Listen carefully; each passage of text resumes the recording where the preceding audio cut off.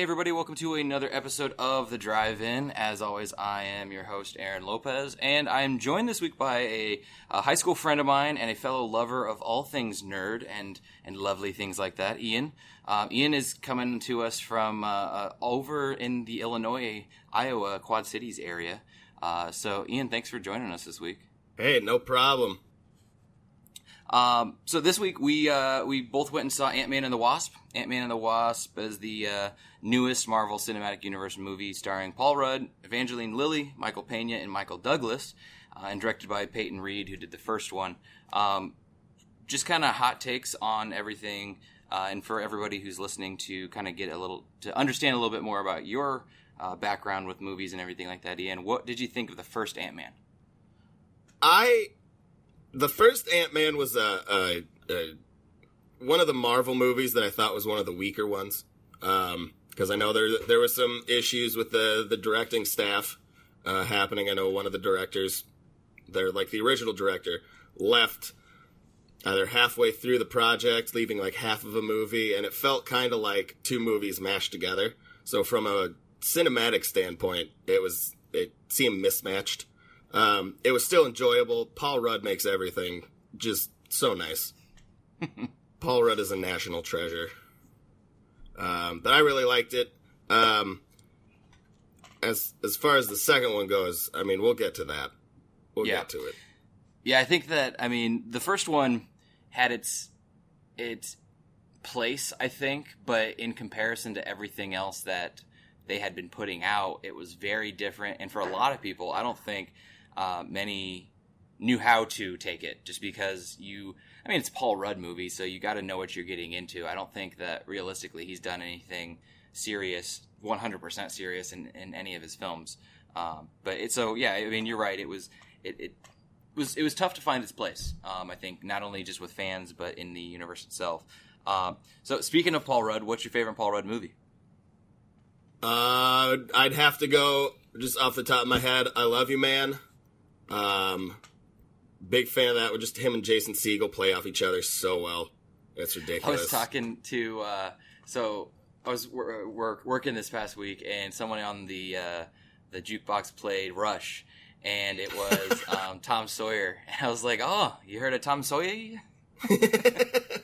Slapping the best. Oh, I gotta love it. I love that movie so much. Yeah, I'd probably put that one up there. That, and the only one for me who would have any competition would be Role Models, and it's just because of the dance that he does at the beginning of the movie in front of the truck. He does it in this one, too. I think for like a split second he starts doing the Paul Rudd dance. It's almost the Carlton, I guess.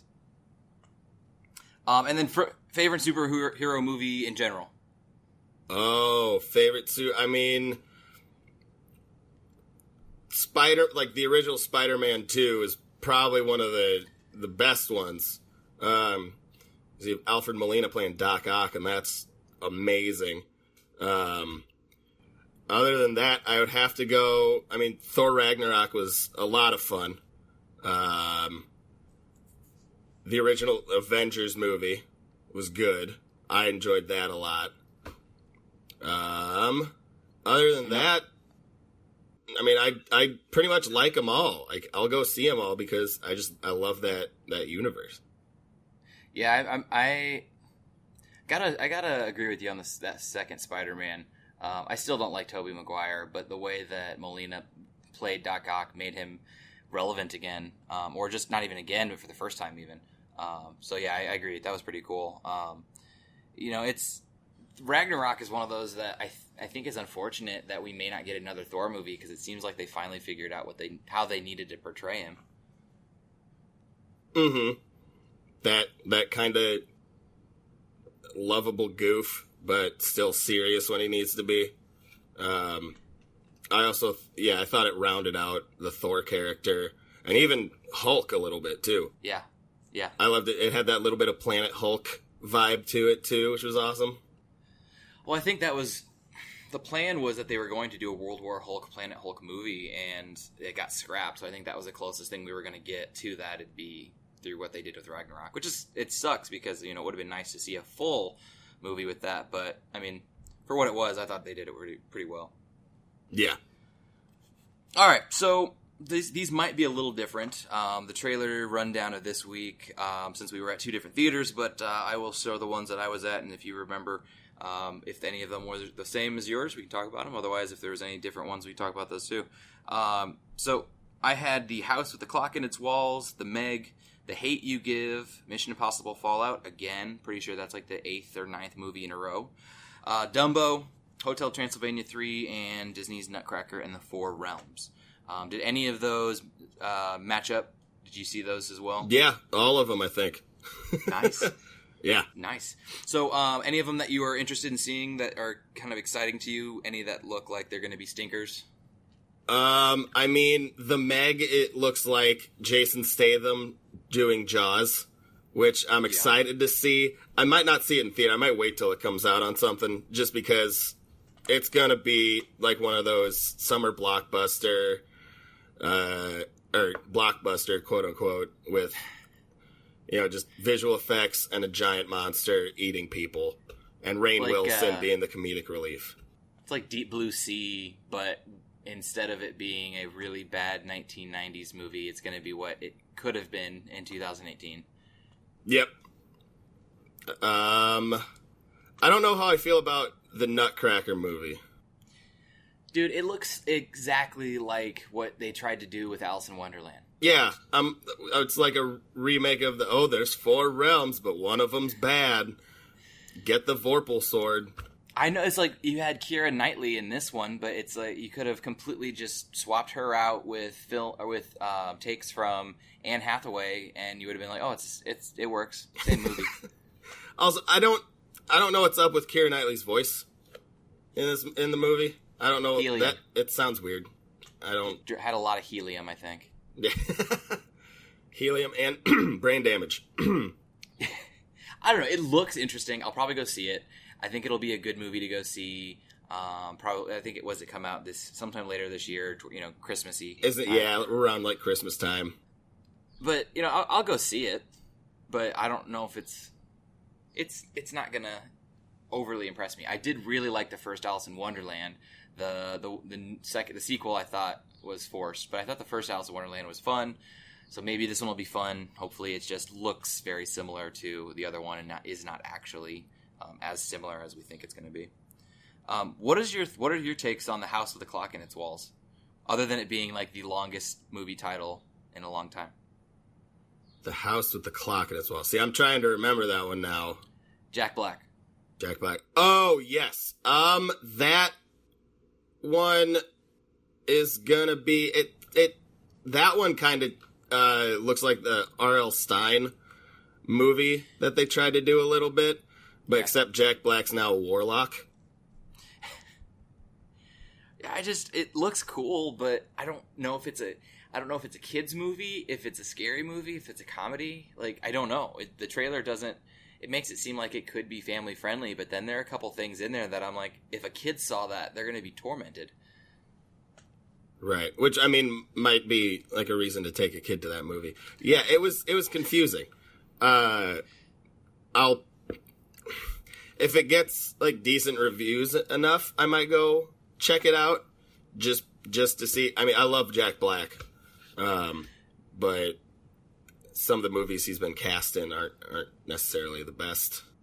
Well, I mean, I think he did a great job with Jumanji. Role that he played was just really cool.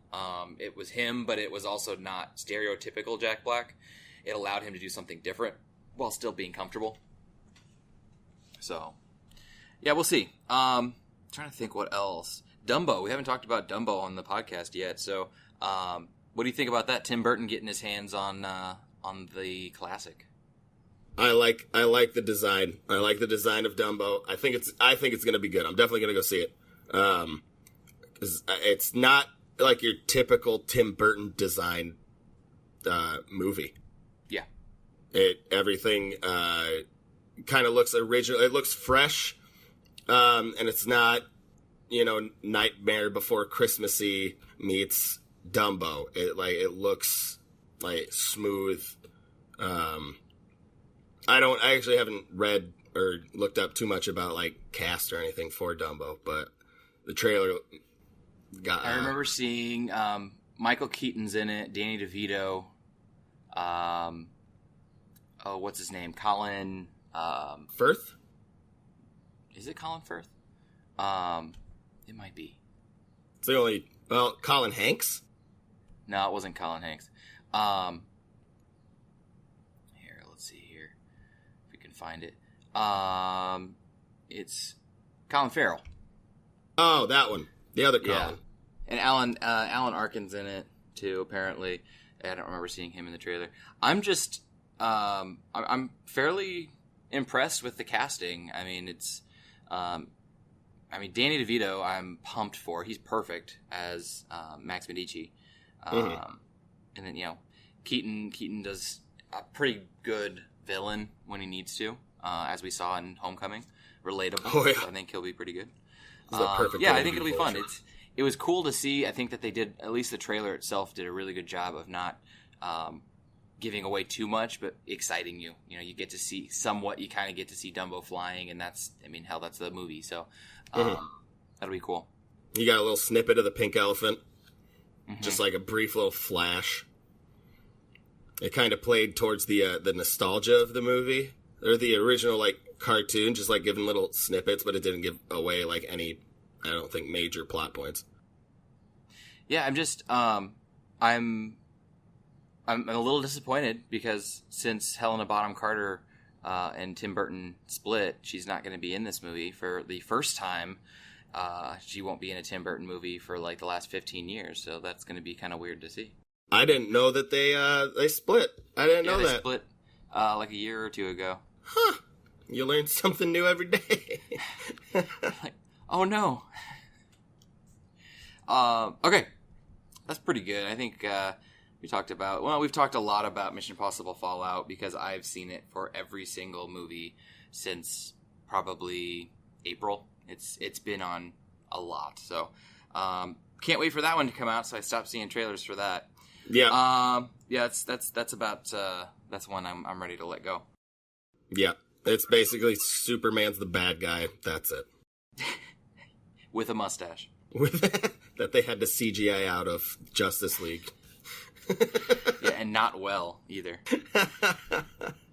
All right, so your spoiler-free summary this week, I think it does justice to what I found on IMDb this week. So, as Scott Lang balances being a superhero and a father, Hope Van Dyne and Dr. Hank Pym present an urgent new mission that finds Ant-Man fighting alongside the Wasp to uncover secrets from their past.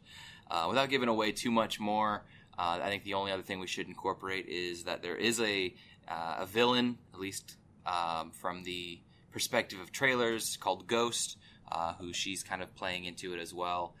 She wants to get her hands on the same information from the past that the Wasp and Ant-Man do. Other than that, though, I think we'll be kind of venturing into spoiler territory. So this is your time to pause or just take a little break, go see Ant-Man and the Wasp, and then come back and listen to the rest of the podcast when you have done so. All right, we've got everybody here now who has seen the movie, went and saw it opening weekend, or just wants to hear what me and Ian have to say about it, or they just want to hear two sexy Belgians talk for an hour. So, speaking of, this will probably, Dave, this will come out on Thursday, and I believe the Belgium-France World Cup game is on Wednesday, so hopefully we can say, go Belgium in the World Cup finals. We'll see, though. We'll see. Sports. All right. So now we're in spoiler territory, and you feel free to talk about whatever. They don't have to worry about anything like that. Before we get into it, though, the weekly shout-out to Andre, who will be joining me next week. The person who listens to the podcast each and every week, I always give him a shout-out, Ian, so that's his little... He actually was a first remote, so the reason you are able to guest host today is because he was the guinea pig a few months ago. So nice. So yeah, right on, Andre. There you go. All right. So, what were your general thoughts? I mean, we'll get into the specific plot details here in a second, but what did you think of the movie? Much like the first one, I enjoyed it. I really liked Paul Rudd. I'm still trying to process it, really, because it was good. It was fun. It was good, but it coming out after Infinity War. there's nothing. It didn't add anything more to the universe, except for something at the end, which we'll get to. But I think I'm frustrated by it just because Infinity War was such on a massive scale, and then Ant-Man, it was tiny, pun intended, tiny within the universe, and it was just like a one mission thing. Yeah, I think it sucks that this was the movie that came out after Infinity War. I think that if it had been one that had happened maybe the second or third movie, like if it was switched with Captain Marvel, I think everybody would be a little more excited. But I think there's a reason for that, is we needed a movie to make us laugh again after we had gone into therapy after seeing what we saw at the end of Infinity War. That's true. I think it would have been, like, had that been released right before Infinity War, and then that end credit scene kind of happened, that would have been like, what's going on? And then you get to Infinity War, and then all that goes down. It's tough. Like, it's tough being the movie that comes out right after Infinity War, and then we don't get another one until Captain Marvel. Well, and I was reading about this, and they said that when they started writing this, they were told you have Avengers 3, Ant-Man, Avengers 4. And so they were like, oh, so no shoes to fill or anything. They had no idea what the script for for Avengers 3 or Avengers 4 would entail. So that's, I think, the main reason why there was no connection really to Infinity War. Unfortunately, though, you've got fans like us who are expecting it in an entire cinematic universe that has kind of set a precedent that everything is going to tie together. I think that there were times when it was tying things together that felt forced, like forced exposition, like, oh crap, we have to tell them why this happened now in relation to something that happened in Civil War, or something that the rest of the audience knows has happened in Infinity War. So it felt, at times where it just was like, again, what is its place? I'm happy that it came out after Infinity War because I needed a happy Marvel movie. Right. But at the same time, I'm like, the little kid in me is wanting Captain Marvel to come, so we have some bigger plot points. We have some driving factors in the cinematic universe, rather than, like you said, a little one and done side mission that will definitely have some lasting effects into the universe and in what's going to happen in Avengers 4, but not nearly as many obvious ones as we were hoping for. Right. I do like the tie-ins that I didn't feel like were forced, because in Infinity War they were like, Scott Lang's under house arrest. And then in this, it starts off and he's under house arrest. And I felt that was a good tie-in. You know, it's him wanting to do right by his family. So he's trying to stay out of trouble for the most part. And I felt like them explaining why he's just staying at home. He's trying to start a new business. You know, I felt they did a good job with that as, like, tie-ins that weren't forced. But I'm trying to remember some other ones that I was like, they definitely, like, wrote that after. They wrote that in after production. Well, let's start going into the plot, and we'll see if we find some stuff along the way. So we open the movie with the cold opening. It's in the past, 1987. You have Hank Pym and Janet Van Dyne, the original Ant-Man and Wasp, who are leaving their daughter, and they're saying goodbye to her kind of in the middle of the night, or towards the end of the night, something like that, saying goodbye to her as they go off on a business trip. This business trip ends up being them trying to dismantle a Russian or Soviet Union missile that is heading toward the United States. And in the course of this, we see that Janet has to go into the quantum realm. She has to get smaller and smaller because they can't get into the missile. So for her to break it up, she gets lost in the quantum realm. this is being told as kind of almost a Princess Bride storytelling technique, because you got Hank Pym, who's talking to his daughter Hope, very kind of in the same timeline as the first Ant-Man, because she's got the bob haircut that she did in that, and he's telling her, here, that's what happened to your mother, but now that Scott went into the quantum realm and returned, maybe she's still alive. And I think it's time we started rebuilding something. And you see the quantum tunnel that we're going to be kind of focused around for the majority of the movie, at least. How do you think, as far as a setup into this movie, that cold opening did? I thought it was short, sweet, to the point, pretty much. Just enough more backstory that they kind of built on in the first one. They built off of the first one, which gave more information about, Mom shrunk down. And I don't necessarily remember if they explained why, or like it was on a mission, but it went more into what they were doing. And then Scott coming back, triggered them saying maybe she's still there.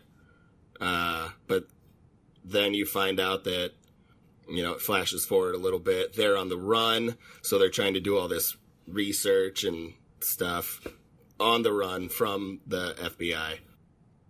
What did you think of digitally de-aged Michael Douglas and Michelle Pfeiffer? I thought they did a good job with Michelle Pfeiffer. I think Michael Douglas has been old since the 70s. So they didn't even need to do anything. They could have just had him. I mean, he's looked the same age. Right. I think maybe they digitally took out some wrinkles somewhere, but I mean, he's aged pretty much the same. Like, I don't know. Well, I ask because it was this week I saw that they're going to do the same thing to Samuel L. Jackson for Captain Marvel, because it takes place, they're going to de-age him 25 years because it takes place in the 90s. So we're going to get Jurassic Park Samuel L. Jackson back, because that's about the same time it came out. Which I'm stoked for. That's going to be awesome. So, I mean, if they were able to do it with this one, and I thought it was fine. Again, Samuel L. Jackson looks about the same. He has a little less hair, but he looks about the same as he did in the 90s. So it shouldn't be too difficult for them to de-age him a bit. Right. I mean, he still looks like he's in his 40s, even in Avengers. Like, he's what, like 95 now? He's still looking good. Okay, so like you were starting to say, we go, it's 2 years after cold opening, we go 2 years after Civil War, and we're towards the tail end of this 2 years, because what I felt like was a kind of a forced exposition, but done so in a way that was very fitting to Ant-Man. We find out that it's been 2 years since the events of Civil War. In a way, for Scott Lang to be let free from the raft, he has agreed to completely cut off all of his ties to Hope and to Dr. Pym, and he was going to have to be under house arrest for those 2 years. And he's like, okay, it's almost over. We see what he's been doing, really, for those 2 years. He's been trying, like you had said earlier, he's been trying to build up a new business. He's trying to realistically do right by his daughter and his family, because his ex-wife and her husband they're friends. I mean, there's no ill will there. So trying to do right by them, his daughter, himself, his friends, and just try to make a new start. What I thought was kind of a interesting, clever introduction into his relationship with his daughter was this kind of adventure setup that we see them. They're traveling through these cardboard boxes that had to have taken some time to put together. I mean, this is a pretty in-depth setup, and it looks like basically like little ant tunnels that they're going through. What do you think of this? Like, I mean, would this be something that you would be thrilled to be doing as a child? I mean, definitely. If you're building an ant colony with your dad, who shrunk down to the size of an ant or more, and then just popped back up, that'd be thrilling. Because you're like, oh, going on an adventure with dad, And then, 'cause it's like Scott Lang, he's under house arrest. What else is he gonna do? So like the elaborate tunnels and the slide down the staircase after they pass through the lasers, and get to the treasure, there's that escape route, which is just an elaborate cardboard. I would go on that now. I know. I was about to say, like, forget as a kid, I'd do that now. Yeah. But yeah, so, and you mentioned the treasure. We need to talk about that because this relationship between Cassie, his daughter, and him, it's realistic, and yet to me it almost feels not realistic because of how understanding this girl is. Like, usually you see kids in these movies who are like, but Dad, like, no, stay home and play baseball with me. And this kid is the exact opposite. She understands everything. She's way more mature for her age as far as a mental understanding of what her father's going through and what he has to do than most kids would be, which I think is awesome. But she's got that same sense of humor that he does, as seen in this World's Best Grandma trophy. Like, which I love, the World's Best Grandma trophy. Almost perfect. And she's like, well, they're all out of dads. It's like, okay. But she still got him a trophy. Like, and that's something that, Paul Rudd or Scott Lang or however you want to. I mean, Scott Lang's character is basically just Paul Rudd with a suit on. Pretty much. It's exactly how she would be. Yeah. Man, I thought that. I don't know the actress's name, the little who played Cassie, but I thought she did a great job too throughout the movie.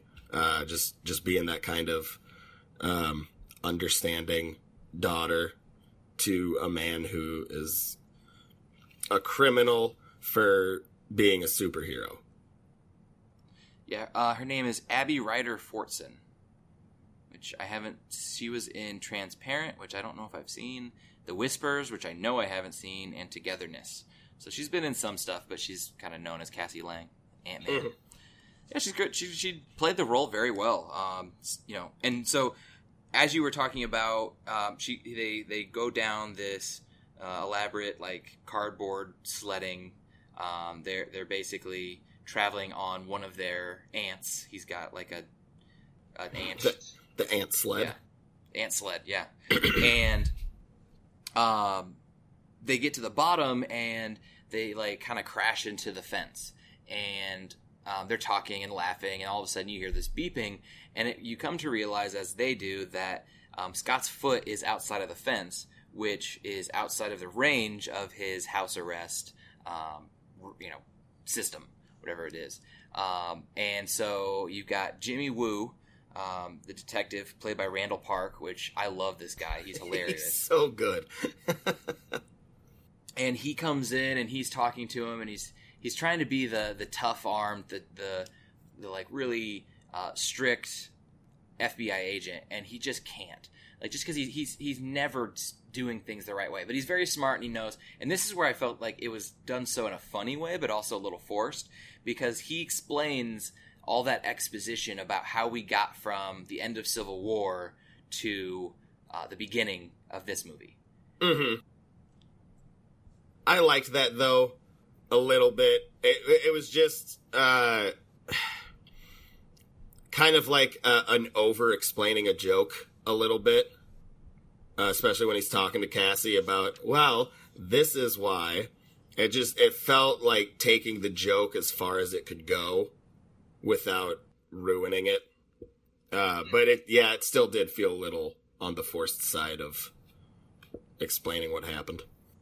Yeah, and I mean that's where I felt like it fit. I liked it for where it was. If this would have been done in any other superhero movie, like if they would have tried to have done this in Black Panther, it would have been dumb. It fit though with this. So yeah, I appreciated that, and also too, coming from Randall Park, I was like, okay, so it works because he's definitely only in this for comedic relief, which is kind of an ironic statement, saying that you have Michael Pena and Paul Rudd and Randall Park all in the same movie, and you're saying that they're comedic relief. No, this was a comedy. Yes. This is a comedy with action elements, superhero elements. So, but Lang is only days away from house arrest being up, and so he's kind of trying to be really good, and he's excited, and I think this is where he talks about like, what's it like out there? Do people still, are food trucks still a thing? He knows it's coming. Like he's excited to finally be able to take his daughter out on a real like daddy-daughter day and just like hang out rather than just doing boring stuff in the house every single time that she comes to visit. So he starts to go back into his routine, and he is taking a bath and with the foot outside the bathtub so it doesn't electrocute him. But then he has this dream, and he's back in the quantum realm, and he starts to see something like kind of blurring around him, and then all of a sudden he's somewhere he doesn't recognize, traveling down a corridor into a room where he opens a closet or a wardrobe, as we find out later. A wardrobe, yes. And it's a little girl who he's playing hide and seek with, and then he looks into the mirror, and he finds that it's not him. He is actually Janet Van Dyne. And then he wakes up, and he's kind of freaked out by it, and so he calls, and this I thought was kind of funny. This is after, because the house arrest alarm went off, they had to go through and like check everything to make sure that he wasn't doing, even though it was like an accident and it wasn't, they had to go back and check. He apparently, though, has some pretty good hiding spots, because we find out there's like at least 2 incidents where he is not completely cut off from the Ant-Man life, and the first one being this phone that he has hidden in an outlet, a fake outlet. Mm-hmm. Gets on it and breaks it off and pulls out the phone. Yeah. Which is a flip phone, which cool. I found funny. Oh yeah, old school. I mean, that was one of my first phones that he has. That he takes out. But he calls Hank Pym, and like I thought this was like the perfect message, because it goes through the roller coaster of emotions and like explanation that you would if you hadn't talked to somebody who was really upset at you for 2 years. Like, what did you think of Lang's voicemail? It definitely was. I thought it was very well written and acted, definitely, because it's very heartfelt. Like, I'm sorry for what happened. Like, I shouldn't have done what I did. But also this weird thing just happened, and if you want to talk about it, let me know. And then he breaks the phone. Yeah, and I thought that was kind of weird. He seems frustrated with himself for calling, because he's like, well, it wasn't an emergency, and I'm probably wasting your time. And then he breaks the phone. So it's like, was that his way of saying, like, I guess it's not important, and I'm never going to need to talk to you again? Right. And I thought it was maybe like they're not going to call back. Why did I even bother? Breaks it, throws it away. But then you get to, was it later that night or like the next day? Yeah, it's one of the two. See, I couldn't 100% tell, but it was either that night or like later the next day or something like that. And he's eating. It's the next morning because he's eating cereal. Oh yeah. Where he's sitting at home watching TV and eating cereal, and then you see something start flying around. He kind of bats it away, and then something hits him in the neck, and he passes out. He's still in his robe. Yep. Yeah, it was in a way that you knew it was the Wasp, but they played it off pretty well, saying how like it could have just been like a fly. But then he passes out, and next thing you know, he wakes up and he's in the car with Hope. Mm-hmm. And what'd you think of the reveal that they were that they were small with the pigeons? Because I was like, I didn't see it coming. I didn't either. I thought it was great because then you just see this big eye, and then there's just pigeons. Pigeons are just attacking the car, and then another like a truck goes over them. They're still talking. And then she, like, pulls the switch in the car, releasing those Pym particles, and then enlarges the car again. which I thought that was a cool thing, like, throughout the movie. I thought that was used really well. Just the cars and the shrinkage and the growth. Well, yeah, and we see it a couple times where she incorporates it into her fighting style. Mm-hmm. And I thought that was cool because we hadn't seen that. We'd seen and we saw it again in the first fight with the Wasp in this movie, but we saw a lot of like immediate growing and immediate shrinking and like using that to your advantage in the fight, but we never had seen growing and shrinking other things. And so that was cool. I agree. I really liked how they incorporated that in multiple different ways throughout the movie. Yeah, and I thought that was better done, especially visually throughout the movie in the second one than it was maybe in the first one, which I think that was more, character development in the first one. Yeah, I mean, you're going to get that with any backstory, your origin story type of movies. But speaking of like growing and shrinking, so one of the things that was, I don't remember seeing in the first movie, and I might just be having a memory lapse, but they had large ants. They had ants that had been grown, blown up larger. And speaking of which, one of them was actually a decoy ant that was programmed to live the life that Scott Lang lived every day. Just what Michael Pena coming in, and there's just an ant on the couch, just hanging out. It's like, Scott, is that you? No, that's. I mean, I liked that. I liked how they incorporated that. I liked how.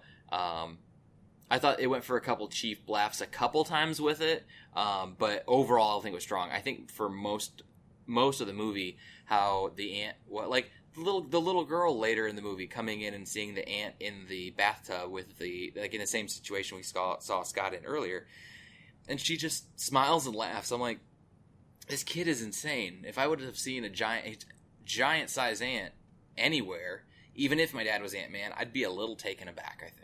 Yeah. Well, didn't that happen near the end of the first one where they grew an ant and then the little girl like made friends with it or something, or just saw it like running away? Or that might have been. Yeah, see, that's what I was thinking. As I was like, I don't remember if that had happened. It's been a few years since I've seen the first one, so yeah, that detail probably did happen.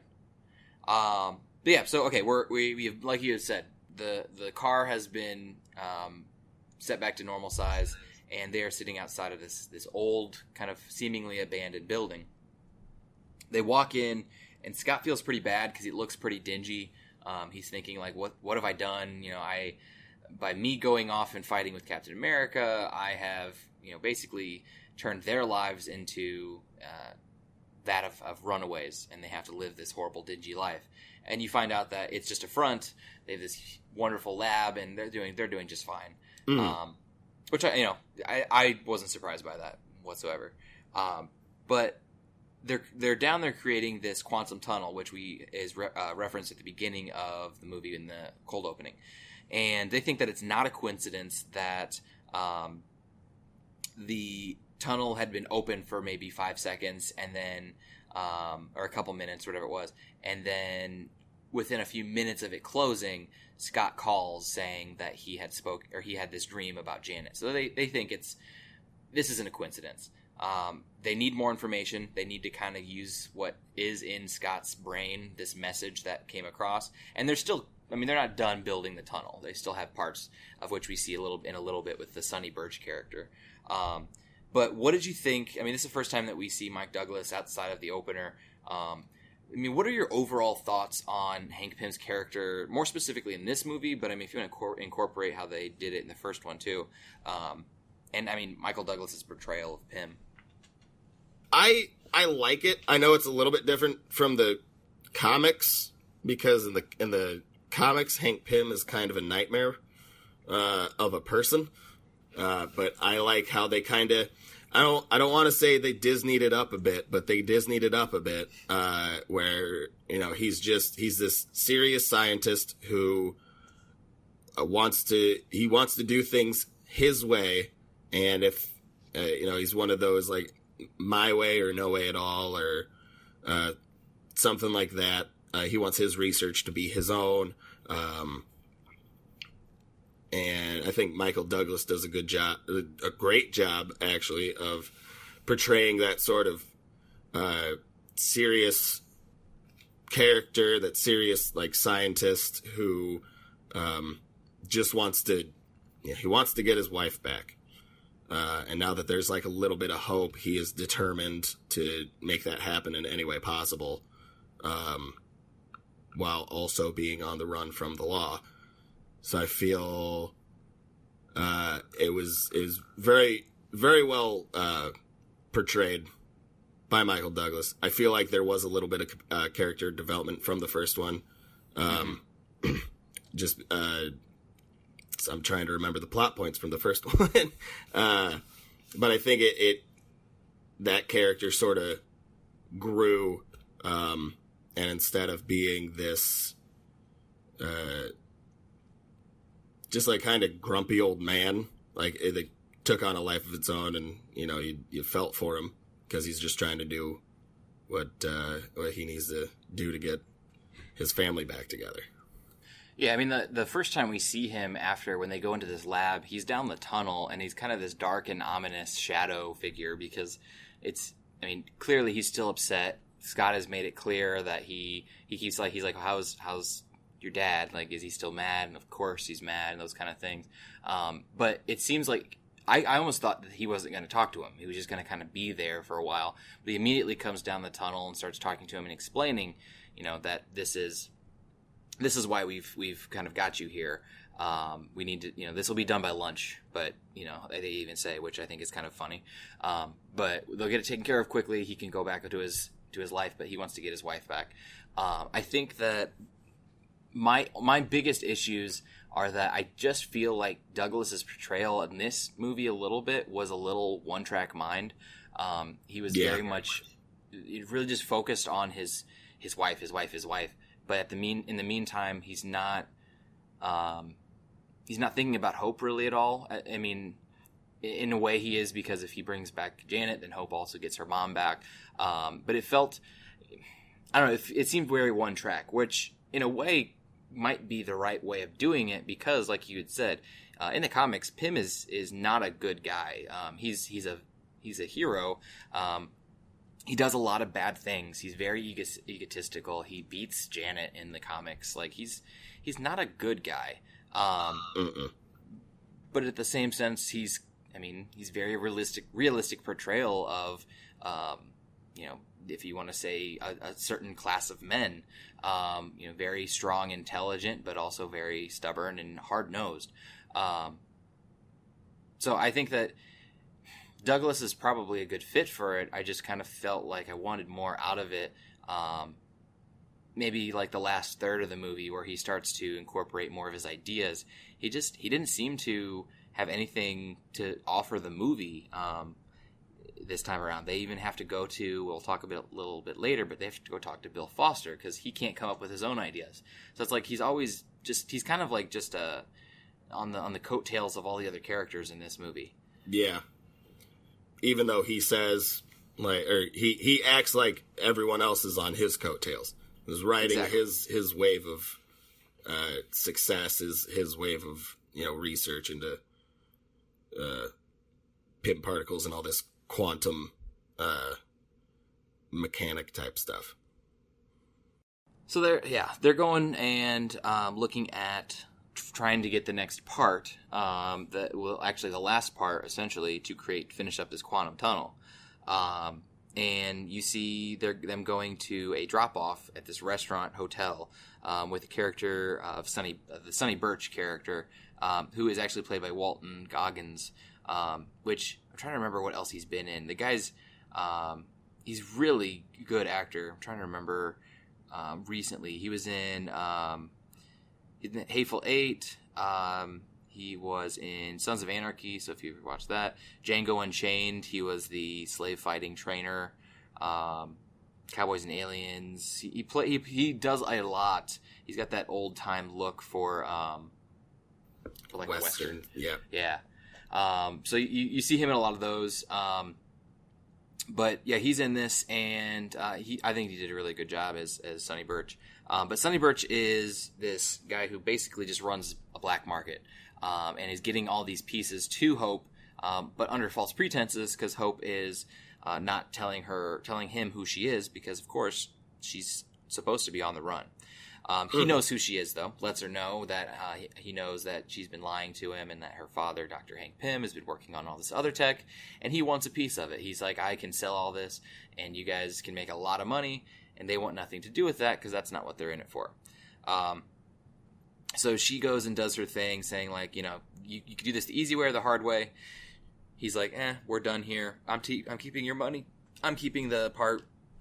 We'll see you later. And she leaves and then immediately comes back as they are leaving as the Wasp. She has her outfit on, and this is our first real chunk of action, I'd say, in the movie. How do you think that this, essentially Wasp reveal, as far as the fighting and the action, how do you think that it was done?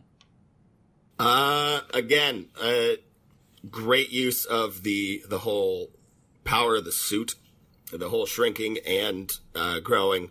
They were talking about a little bit earlier, just incorporating that into the fight style too, because it was cool. See, she was at one point getting knives thrown at her, and shrunk, ran along the knife, which was a great visual effects scene.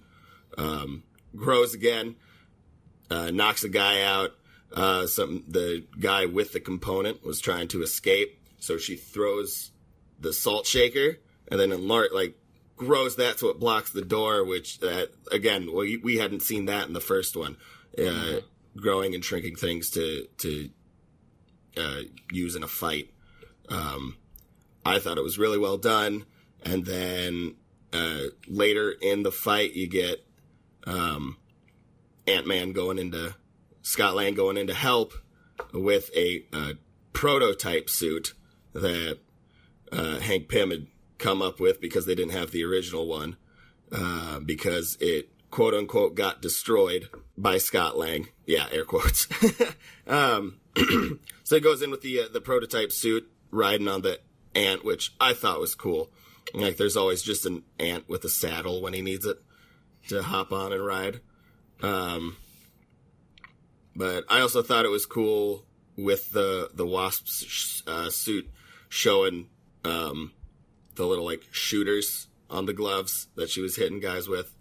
Yeah, that was really cool. I think that for me in this whole sequence, it was really neat to see the usage of the different angles, because it was a lot of cuts, but in the same sense, it was done so for us to really believe that it was just as difficult for the men, that it was really challenging for them to be fighting this almost disappearing female hero. I really liked that. I thought it was cool because of these different angles. You'd see, one angle, and she'd be side kicking a guy, or roundhouse kicking him, and then they'd kind of cut over, and another guy was running away, and he'd get completely, basically just pushed into a shattering, glass window, and you don't see anything there. It's just we get the Wasp, who's basically tackling him into this window. It was cool. I liked how they did it.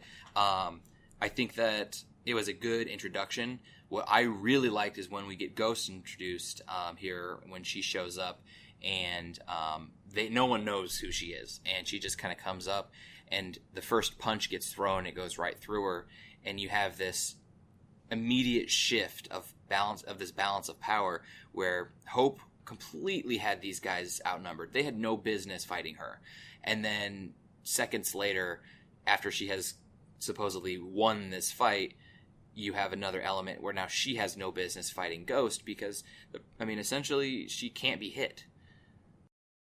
And I thought they did a great job showing the whole phasing in and out, her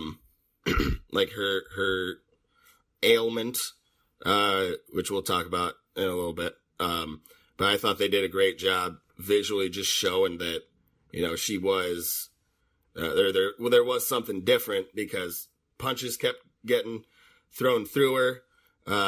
She was able to walk through walls, pretty much like unfightable.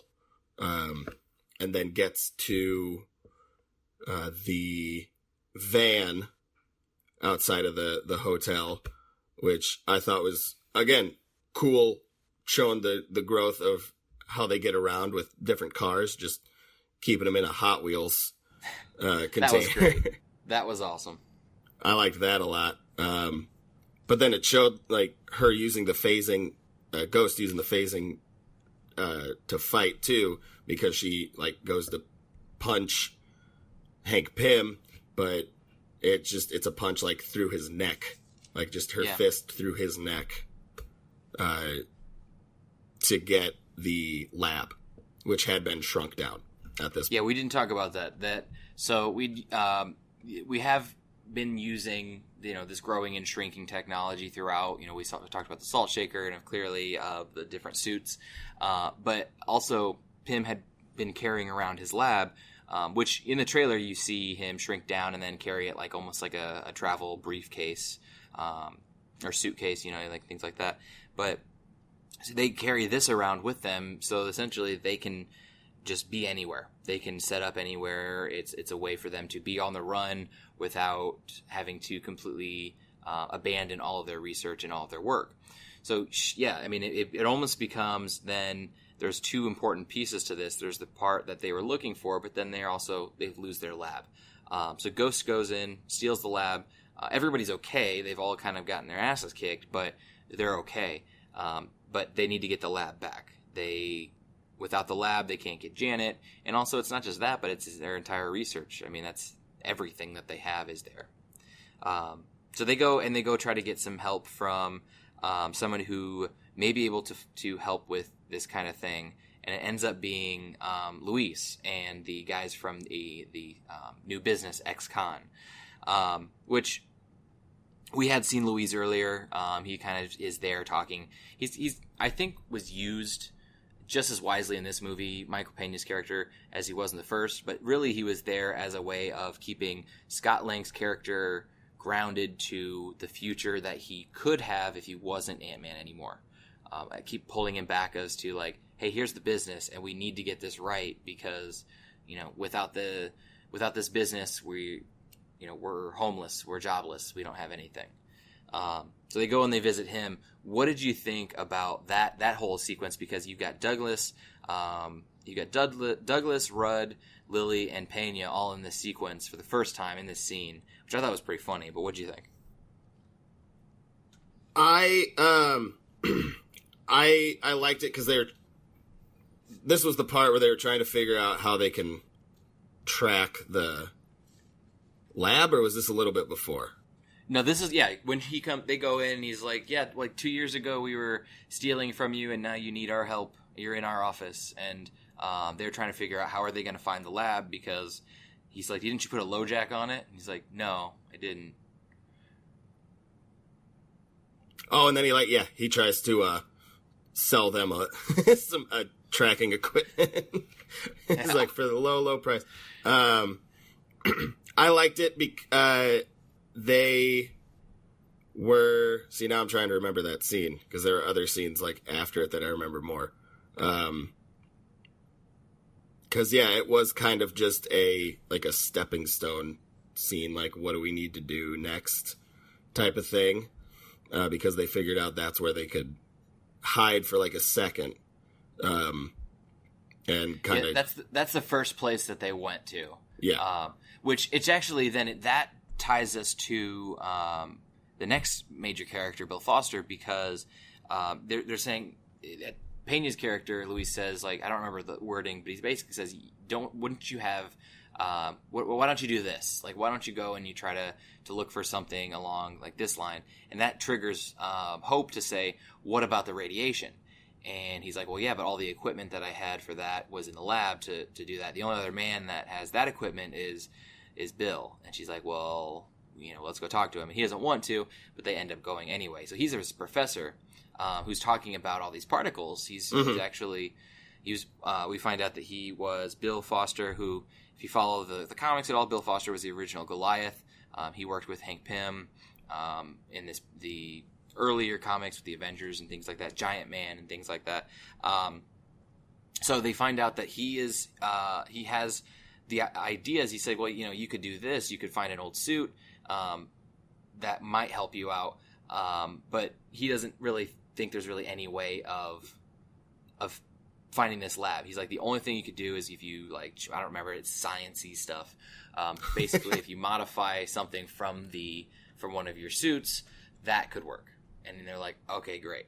But that's to me that's plot point. That was not the reason why I loved the Bill Foster scene. The Bill Foster scene was sold on the interaction between Lawrence Fishburne and Paul Rudd with the comparing sizes. Yeah, that was great. The whole, how big did you get? Got 20 feet. 65. He just like whispers it, just trying to. And then, is it Pym or Hope that's like, all right, stop comparing sizes or something? It's Hope. It's Hope, yeah. Yeah, I thought that was great. And it's just one of those things where you see, again, an element of this humor being injected into this movie where realistically there really wasn't a need for it. But he's like, well, what's your record? And it's just, I thought it was great because you got Paul Rudd's face and he's like, well, no, just tell me. And he's like, oh, no, I'm not going to. I couldn't. No. He's like, and he kind of gathers himself. And it's really, it's very innuendo. Mm-hmm. I mean, clearly from the whole comparing size comment, but just the way in which they're building up. And it's just funny because that's not what they're talking about. So, did a little double entendre there. Yeah. But yeah, so the scene kind of ends abruptly, unfortunately, because it was kind of fun. But you've got Jimmy Woo, Randall Park's character, who is there. Someone has reported seeing all of these people, Hope and Pym and Lang. So they are running. They're trying to get away, and essentially they do. They get away, and the problem though is at this point they don't have a suit. Scott has destroyed, again, air quotes as we said earlier, destroyed this suit after Civil War because he needed to get away from everything like that in order to fulfill his probation, and they have nothing else because they changed the technology. So little do we know, though, that Scott didn't destroy it, and it's hiding in a very special spot, which is this world's greatest or world's best grandma trophy. Unfortunately, it's not at home. Cassie took it to school. Where this, again, is probably one of my other favorite scenes in this movie. I loved the whole sequence because he's in the prototype suit trying to get the original suit, and the suit keeps malfunctioning when they're in the school. So they fly in, they get to the closet, and he's trying to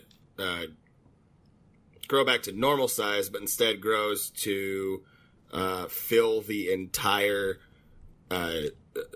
closet, and can't shrink back down.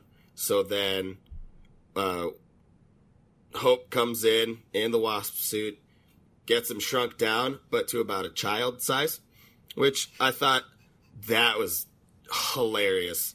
Just he finds a hoodie, puts it on, and then it's just walking down the hall, and then gets stopped by the teacher, and I can't remember the actor's name.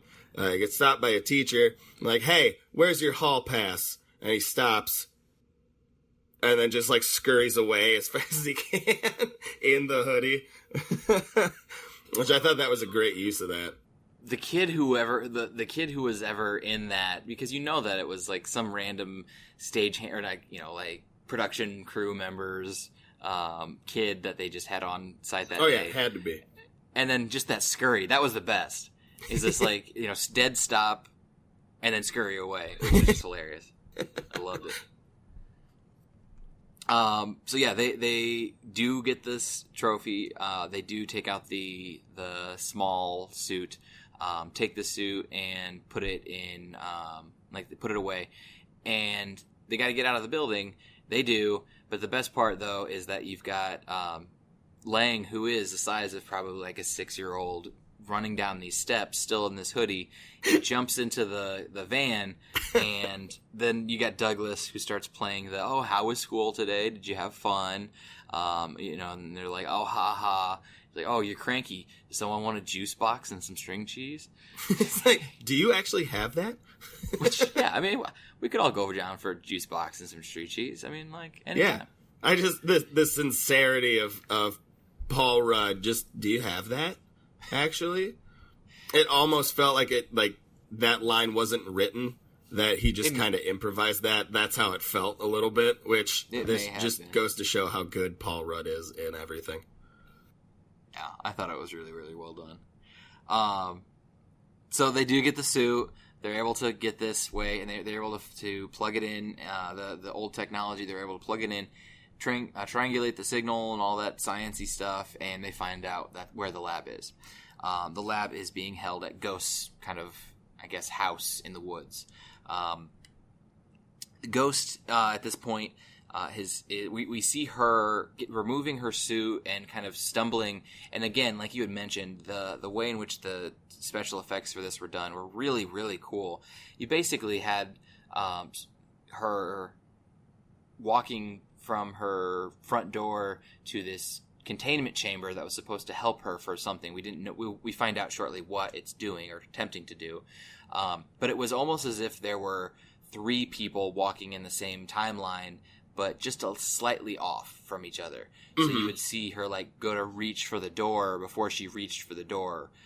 Or she would like scream out of pain, and then like half a second later you'd see her scream out of pain.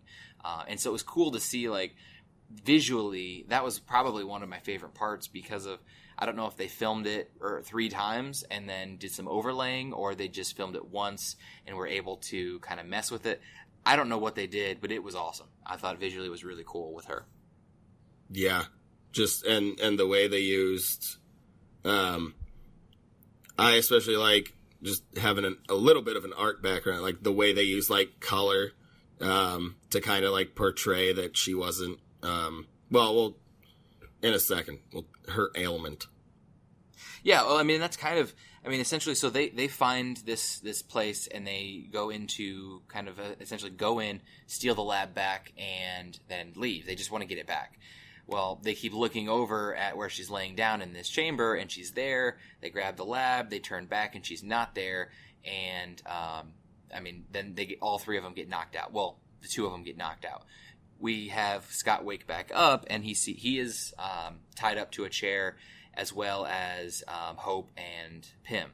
And this is kind of the stereotypical villain tells all kind of situation. You've got the hero tied up, and then they're forced to sit and listen to why the person is just start monologuing.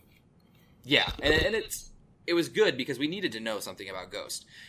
We had nothing going into this. What did you think of her backstory? I personally thought it was sad as hell. Sad. You said sad? Yeah. Yeah. It was sad. It felt a little like typical Marvel, like not a villain, but like anti-hero background a little bit. Like, family gets killed, but then the government comes in and starts trying to use her as a weapon. They did it in a way that kept you interested, that it didn't feel like the way it had been, like, in ways it had been done before. But yeah, super, super sad. Her dad was trying to make his own quantum tunnel, and it malfunctioned and ended up, killing her parents, like her dad and her mom, and then she gets taken by the government, who then immediately start like doing tests and training and stuff on her. Yeah, I think the biggest part, I think that really just was like unsettling for me, is when she was talking about how she always was in pain. It's like, we find out it's because her cells of her entire body are unstable, so they are constantly ripping themselves apart and putting themselves back together. So it's like she's talking about the pain is consistent, it's always there, and you're just imagining how someone would, physically impossible, but just the idea of being torn apart and being put back together consistently over and over without end, it's tormenting. So yeah, it's just very stereotypical. You're dead on there. This idea that, she doesn't want to just make the world pay. She just wants to not die and not be in pain anymore. But she is also doing so by any means necessary. She doesn't care how she has to do it. She just wants not to have to go through this anymore. So their plan is to get Janet out by using their tunnel. They are trying to utilize Pym's research and his inventions in order to get some of this quantum energy and use this quantum energy to repair Ava is her name, Ghost's cells. The issue is that it potentially could kill Janet, and Pym believes it will. It'll rip her apart. Lawrence says, well, we don't know that. It might not. Lawrence Fishburne's character, Bill Foster, says that. And so the question is would it kill Janet? Would it not kill Janet? Would it even work? By removing her from the quantum realm, she's been there for so long that she has this energy now infused into her. They think that could help. It kind of seemed a little convenient, at least the plan to me. Yeah, that part seemed a little rushed. I mean, because how do they know that Janet may be alive? Because we've just found out ourselves, and this is the people who have been. It seems like they've been trying to get to Janet for years, apparently, but they had no idea that she could potentially be alive. If Hope and Pym hadn't known this until Scott had sent this out to them, then I don't know. It just seemed a little bit like convenient. Not necessarily poor writing, but just simple writing, I guess. Yeah. Just kind of a, hey, here's a plot point that can be easily solved by don't ask questions. Exactly. Don't ask us how we got to this point. We just did. That's all that happened. So we got to get out of this. The whole fake heart attack thing was pretty interesting. So we forgot to mention the first time that they're in the stakeout when Hope is trying to get this final part from Sonny Birch's character. Scott Lang keeps looking over at this Altoids tin, and he's like, can I have an Altoid? And Douglas just keeps smacking his hand. And he's like, no, you can't have an Altoid. And he's like, no, stop it. And his Altoids come into play again. When they're all trapped up, he fakes a heart attack, and Hope's like, hey, he's having an attack. He's having an issue. It's his heart. His pills are in that can. And I love this, that the genuine reaction from Scott Lang's character. He's like, help him. He's dying. Help him.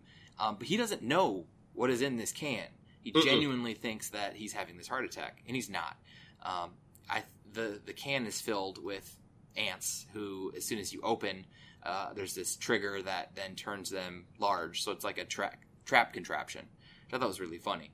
But what do you make of this as far as the reaction from Lang's character? Because he actually thinks that Hank Pym is dying, and everybody else, Hope and Pym both know that it's all this ruse. I think it shows that Scott Lang is a genuinely decent person. He if someone's in trouble, he does want to help them, and so he does genuinely think that Pym's having a heart attack, and I think he then realizes, oh, that's why I couldn't have it's not Altoids, it's heart medication, and then they open it up, he realizes it's ants, and then it's just shock, but kind of like, oh, that's clever type of thing. And then they end up escaping. I really liked the use of the Altoid container coming back, because it was just like a little thing that you didn't even think of. And then they brought that back in a way that, worked to their advantage. And just the use of the large ants, I genuinely like it. Yeah, I liked how they used them in this movie. It wasn't overdone. You could have had giant armies of them, but they didn't. They used them when they needed them. It, like we said, it wasn't lazy writing at that point. It was utilizing them when they felt like it was a necessary point to go for. Mm-hmm. So they escape from Ghost with the lab, and kind of it's like a reset really on everything. So we're going to take a quick little break. This is about a good time to take a little pause in the podcast. We're going to refill our drinks, and everybody, this is the time for you to let's all go to the lobby and see what is coming up soon from Eventide. Oprah's Book of the Month Club? Please. We've got something much better in store for you. Let's talk about books. The energy is right. I got a candle going. It feels good. Every Monday morning, Jessica Gillen sits down and talks with you about the very best in books and literature. Murder on the Orient Express, The Strange Case of the Alchemist's Daughter, The Cruel Prince. It's The Bookseller, every Monday morning, brought to you by Eventide Entertainment. If there's one thing that's true about wrestling fans, it's how much they like to talk about wrestling. Join Aaron Lopez and Ben Norsworthy for the Top Rope Wrestling Podcast. Let's get ready to rumble! Tune in every episode and be ringside as these two break down all of the big matches in the world of professional wrestling. Brought to you by Eventide Entertainment.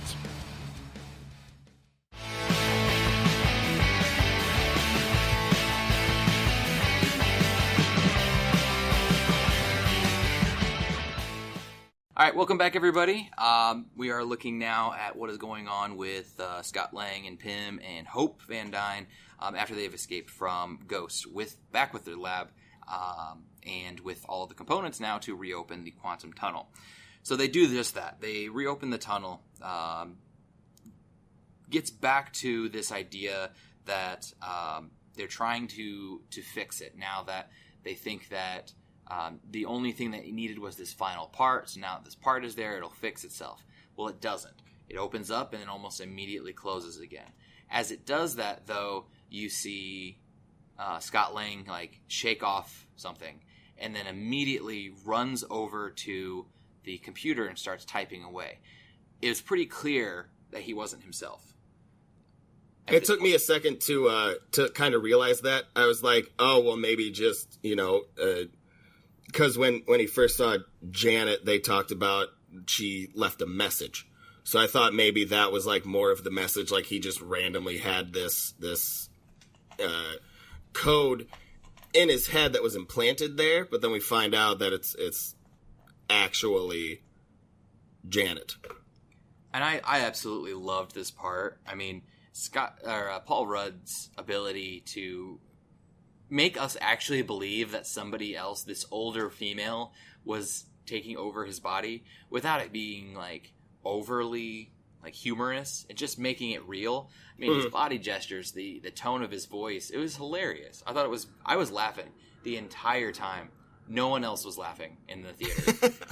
And sitting between all these people who are just watching this, and I'm sitting here and I'm laughing because I'm just it was the way that he was talking.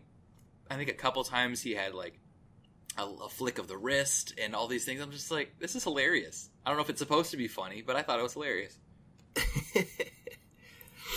And I liked, especially at the end of that scene. Also, during that scene, you kind of see more of the setup of everything too. And I really liked how there's just, you see I think it's maybe a giant paper clip attached to a giant guitar knob. Yeah. At one point, you just see more of that and how they've been just gathering things and then enlarging them so that it works for their lab. I really appreciated that. And then at the end of the scene, when he kind of snaps out of it, he is nope, I got nothing. How'd we get up here? Yeah. just completely snaps out of it and goes back to being the Scott Lang character. Just. It was perfect. Him and Michael Douglas just holding hands. Yeah, and he holds him up and he looks at him wait, what is going on here? And so, okay, there's been a little bit of there's a side storyline that we need to go to here because it's again, it's not extremely important as itself, but including it to what is about to happen. So you basically have a phone call that comes in, and it's Louise. Louise is telling Scott that, hey, you messed up on this one element of the blueprints of this huge meeting that we're going to. You need to take care of them. And he's like, hey, I can't do that right now. I can't leave. And so he tells them where they are, and Louise is getting ready to go in order to have Scott fix these blueprints. And you get Sonny Birch's character who comes back, and he comes into their offices and starts to basically say, hey, I need to know where everybody is. And this was another one of those kind of somewhat humorous portions. You've got Louise gets tied down, and one of Sonny Birch's his men is very persuasive with interrogation tactics, and you have this whole truth serum sequence where they're like, "Oh, that's truth serum," and they're like, "No, it's not. It just makes you highly suggestible to tell the truth." And he's like, "Oh, okay. Sounds a lot like truth serum." Truth serum. I also love that one of the the ex-con guys is played by T.I. Oh, yeah. I thought that was just like, huh, all right. Subtle. Yeah, that was great. And then the other guy, too, I'm trying to remember what else he's been in. I've seen him before, but I can't remember. He usually plays like some sort of villain. David Dalmakian, I guess is the... Dastmalkian. Let's see what else he's been in. He was in he was in Buried Child and Glass Menagerie. He's been on he's been in a few things, at least on stage. Oh, that's where I remember. He was the guy from The Dark Knight, the sniveling guy. Yeah. Okay. That was the first movie he was in, actually. Oh wow. Yeah. Good job. He's been in quite a bit, but that yeah. guy. That's where he was also in Blade Runner 2049, Prisoners. He's been in a handful of decent movies here and there. Very nice. But yeah, so he's there, and T.I., and they're basically comedic relief, as many of these characters are. But yeah, so it's this sequence that after he gets injected with this quote unquote truth serum, he asks him, he's like, all right, so where is Scott Lang? And he's like, oh, that's a long story. And he literally goes back to the very beginning.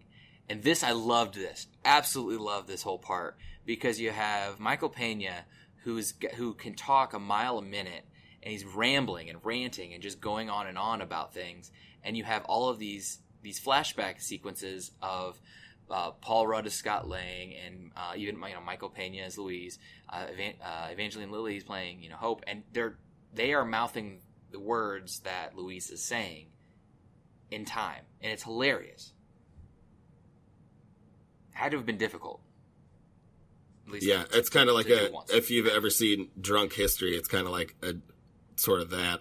Where, oh, absolutely, yeah. Yeah, where you're saying what I loved just how perfectly too, like it was like the other characters were playing Michael Pena's version of them too. I loved that during that whole sequence. Especially like Evangeline Lilly, just got like a little sassier. Yep. Yeah, that was funny. And we see Dreadlocks. I think it's Dreadlocks Michael Pena in prison. And this whole thing it's this huge setup to him to tell Birch's character where he is emotionally in his life right now. And it's just like this huge misdirection, which I think is important to remember because we've been playing around with this entire movie. One of the first things, we didn't talk about it when it first popped up, but one of the first things that we see with Jimmy Walker, I keep saying Jimmy Walker. I don't know who Jimmy Walker is. Jimmy Woo. It's this, hey, I'm really bored, so what have I been doing, says Scott Lang, and he starts doing up-close magic. And so they talk about misdirection a lot. Uh-huh.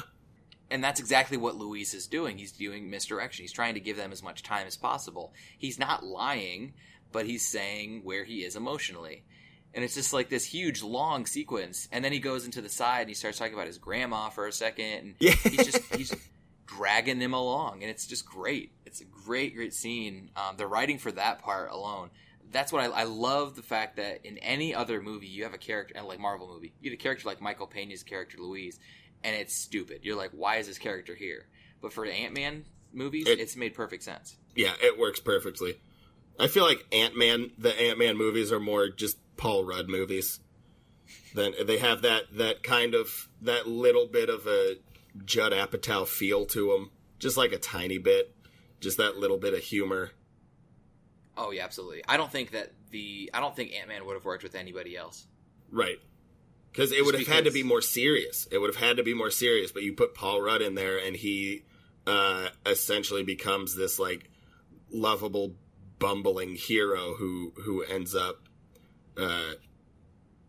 making it out relatively all right. Yeah, I mean, it's the same thing with like Chris Pratt and Star-Lord. I mean, it's just Marvel has had to figure out how not to have every single character be like Thor or Iron Man.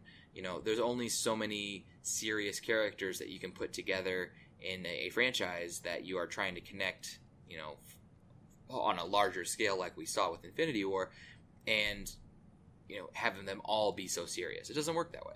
Right. And I feel like even within the universe, like the only like super serious characters anymore are, you know, your Captain America, your Iron Man, Tony Stark. Like you have like a few of them that are very, you won't see them as a comic relief at all. Maybe like little bits here and there with, especially in Avengers 2, where just at the beginning, the whole language thing from Captain America to Tony Stark, just that little thing. But coming into Ant-Man, especially with Paul Rudd, it's become more of a humorous character built around, you know, a more serious universe. Yeah. So we have him tell him all of this stuff. Luis says this, and then Birch is like, physically, where is he? And he's like, he's in the woods. And so they say that they're in the woods, Muir Woods, which is actually kind of funny because I've been there. It's in San Francisco. It's kind of cool because all this takes place in San Francisco, and I just went to San Francisco last summer. So like when they were on like the beach or the pier and everything like that, I was like, oh my gosh, I remember all these places. It's just kind of a fun little like side thing. But yeah, he says he's in the woods, and he's out there, and Ghost shows up out of nowhere as soon as she says Muir Woods, and she's like, where? And they all freak out, and this is another one of those points that I thought was hilarious. They start talking about Ghost earlier in the movie as Baba Yaga, which is like this old story that they told to children in Russia to scare them. And as one of the characters, the ex-con says, and so when Ghost shows up, he starts like praying and like chanting to Baba Yaga, like singing to Baba Yaga. Yeah, it was great. It's these little plants throughout the movie of things that continue, like we talked about, like the Altoids tin and the Baba Yaga thing. It was written pretty well. You forgot about these things until that they wanted you to remember them again. Mm-hmm. Like, yeah, from like a comedy perspective too, like having those callbacks, it's just it is a well-written movie. I like it. There's no like, with the exception of the how did they find out about Janet thing, like there's not really any like they don't take the easy way out. I don't think. I think it's they might take a simple way, but it's not like poorly written. I don't think. Yeah. So she goes, and Birch decides that he's going to tell the FBI. He's going to have an anonymous tip, basically. Well, no, I take that back. That's wrong. He calls his informant, his crooked Fed, and tells him, hey, you want a promotion? Here's where Pym and Lang and Van Dyne are, and this is, you need to get there. When you get there, the lab comes to me.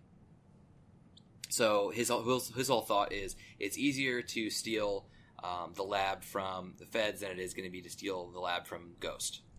And Pena and the ex-cons, they hear this, and so Pena calls Lang and says, hey, you got to get out of there feds are coming. Ghost is coming. This ghost looking thing is coming.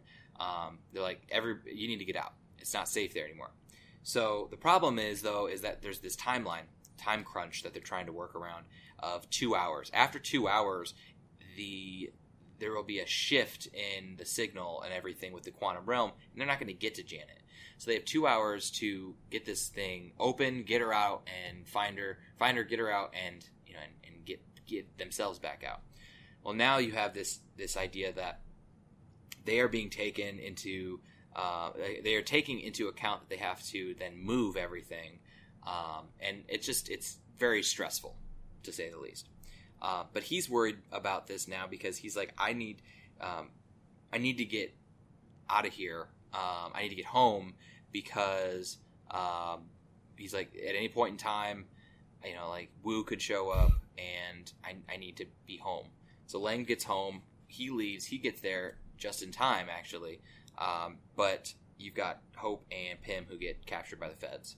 Kind of a low blow when Wu says, I'm really sorry. I should have trusted you. But we got the other two. Sorry that you're friends, but I needed to win. It's like that's yes, it's true. But like that was a huge character development moment. That, and then like the scene after that with his daughter. Mm-hmm. Huge character development for Lang as far as like what mattered to him and how he was going to do it. What are your thoughts about, because there's a lot of theories that Cassie is going to have a play in the Avengers 4, and a lot of the theories revolve around this conversation that she has with Lang about being his partner. Do you buy into that at all, or do you think it's like smoke and mirrors? I don't 100% know. I haven't read like any of the fan theories about Ant-Man and Wasp, not in depth. I think it could lead to something, especially if she didn't get swept away in the whole snap scenario. But it could be he gets through to her somehow. Well, I have my own theory. It's because the theory takes place like after that post-credits scene. All right, so we'll hold on to that one. We'll Yes. talk about theories in a little bit. But yeah, for character development, like we were saying, it gives a lot of weight to him, and shows really that he was willing to let everything else go. He said, "There's the only way that I can help them hurts you," because essentially he knows that if he goes to help them, there's a very good chance that he's going to be captured. It's going to be found out that he's being Ant-Man again, and then very obviously going to go back to jail. But the kid says, do it. Like, this is what you have to do. It's okay. You need to be there for them. They need you. Just like I need you, they need you too. It was very understandable. Like, again, this kid is so mature. Yeah, just showing that she's like, 12 going on 45 or something. Oh, yeah. And I think it's just important for him to hear that from her. So he decides, okay, I'm going to go. He gets that suit back because he did borrow a suit to get home in time. So he gets back into the suit. We do need to say, though, that when the feds got captured Pym and Hope, that Ghost came in and stole the lab. So the lab's gone, and one of the guards or one of the feds is knocked out. So like, oh yeah, and it's the lab's gone, the van's gone, like everything's gone. So Ghost has come in, ghosted everybody, and took everything from them. So the next major portion happens when they are both in like kind of a holding cell, about to be interrogated, and out of nowhere you have before that, sorry, Hope has a bobby pin in her mouth, and so she gets the handcuffs off of her. She gets the handcuffs off of her father, and is ready to basically take out a wall, and then they'll run. And all of a sudden, the Wasp outfit like pops up, and it's like, wait, what's going on? And then you start to look up, and you see, oh, there's a bunch of ants crawling all around this room. So and I thought it was kind of cool. We hadn't seen that all movie, and that was kind of a big play in the first movie, was like the large swarms of ants. I was happy that it was back because it worked very well in the first movie. Yeah, it worked well in this one too. I also like when Michael Douglas was like, well, what about me? And then just the FBI uniform pops up on the table out of nowhere. I loved that it was another hat and sunglasses. Yeah. It's like earlier. They're going to recognize us. It's like, no, it just looks like we're going to a baseball game. So yeah, he gets out and he's in FBI where Pym is, and Hope is shrunk down as Wasp. And they get out of the building. They go and they get into the car, the van, and they are they're trying to get back to the lab. This time though, you've got Pym who says, I put some modifications on because after it went missing the first time, I wasn't going to let it happen again. And all of a sudden you see all these ants, these flying ants that are going around and like forming arrows and saying like, go this way. Almost like the fish in Finding Nemo. Yeah. So it's kind of cool. So they're traveling, they're going, and then they show up and they're like, oh, okay. And the lab is just grown fully just behind this old warehouse, which is kind of funny. That it's just and definitely not set up in a way that is trying to be inconspicuous. It is just like the middle of this parking lot. Yeah, full on out there. Yeah. Knocked cars away. I also like that the handle is still up on the building, because when they shrink it, they pull the handle up as like a rolling cart type thing. But the handle is still like all the way up, just fully formed. And so now they have to do this plan. They have to figure out a way in order to get the lab back, and not just get the lab back, but get Janet out, because they've only got a few more seconds in order to do this. Well, not seconds, but they're down to like probably 30 minutes or 45 minutes at this point.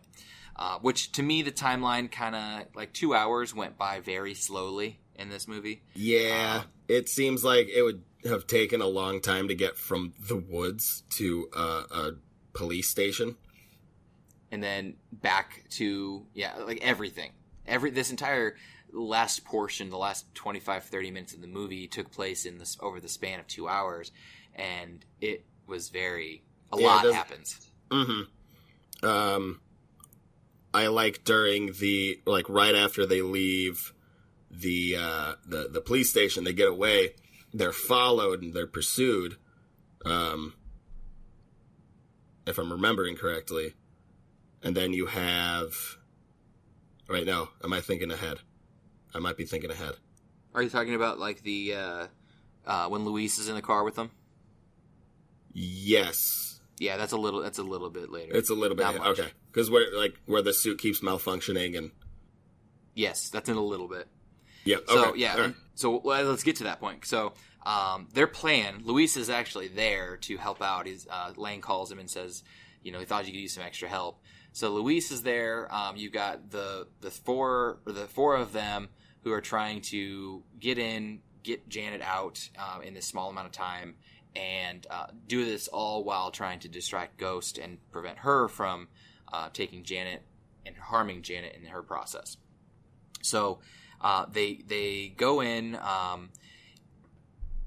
basically send in a bunch of ants to dismantle to safely dismantle some elements of the quantum tunnels, manufacturing board or whatever it is, the mechanisms. And so Ghost goes out in order to try to stop them, follows the trail all the way up into this warehouse right next door, which is got Scott Lang in it. And so she's beating him up. They're fighting. And meanwhile, you see Pym going in, and he is going into the lab, and he has his ants with him who are basically bodyguards, essentially. And they get Bill Foster away, and that's when Pym goes into the quantum realm. He starts getting smaller and smaller and going and going and going. And so at that point, they shrink down the lab. Once Bill Foster and the ants are out, it's picked up by Hope, and Hope goes and starts to go to the secondary location. At this point, Ghost realizes that she's been had. You have another misdirection drop, which I think was funny. They keep talking about that. And so Hope gets the lab with Louise, and they go and they start driving away. Ghost starts chasing after them, and you also have Ant-Man who starts chasing after them. You have this issue of the malfunctioning suit that keeps happening at this point. He can't get big, he can't get small when he wants to. He finally does get small, and he can't get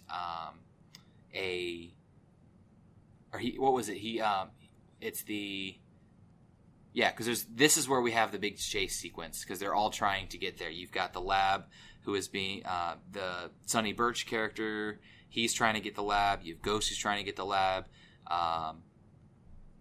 Who else? Hope and Ant-Man are all going at it. Mm-hmm. You get a lot of people going after it at this point.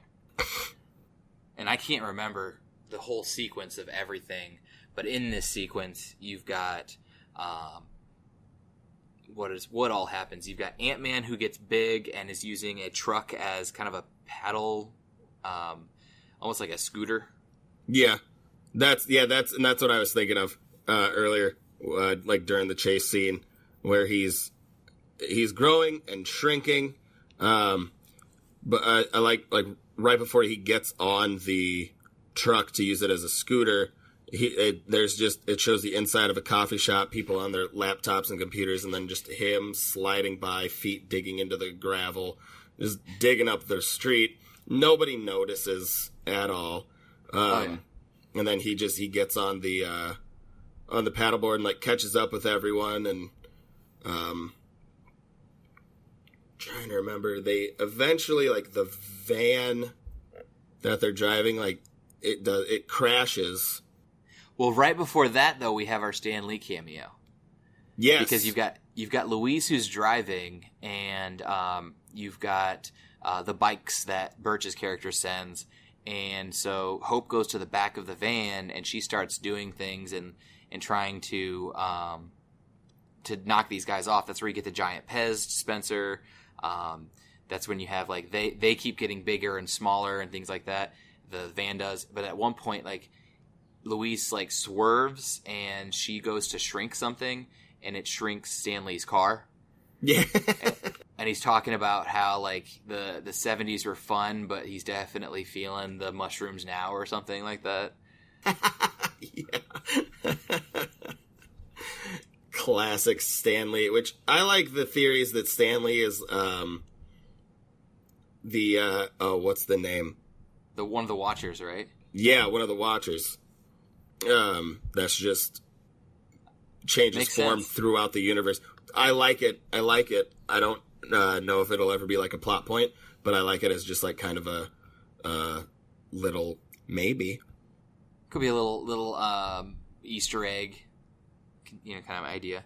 Mm-hmm. But yes, like you were saying, the van does crash, and so at this point you have Wasp who's continuing to go, and she's like, what am I supposed to do? And he hands she hands him all the cars and says, just pick a car, and he picks this like hot rod, it's purple with flames on it. Yeah, flames on the side. And he's pumped. And so he starts doing his thing, and that's where you have, like, they go flying. He gets getting chased by these guys, and he goes flying off of, which I think is funny. Like, when you see in the chase scenes where the car goes flying off the hill, and it's, kind of getting ready to bottom out, and you have this little hot Wheels car that looks like it's just being, like, flicked across this stage. Just ramps off, and then they crash into some, like, brick building, and then you just see, like, bricks falling all around him. He's, like, weaving. It's when they're going down the loopy street. I can't remember what it's called. Oh yeah, the San Francisco, like, back and forth hill street. Yeah. Yeah, that's what it is. They, like, crash through one of the little tiny brick walls, and it's just bricks falling all around him, and then he finally, like, grows back to regular size, and it's nothing. I also liked in that chase sequence when they used the whole shrinking and growing in the van, and then they go underneath a few of the cars, grow back to normal size, and it flips one of the SUVs over. I thought that was a good use of that mechanism. For the chase scenes, especially to get like cool. the people off their tail.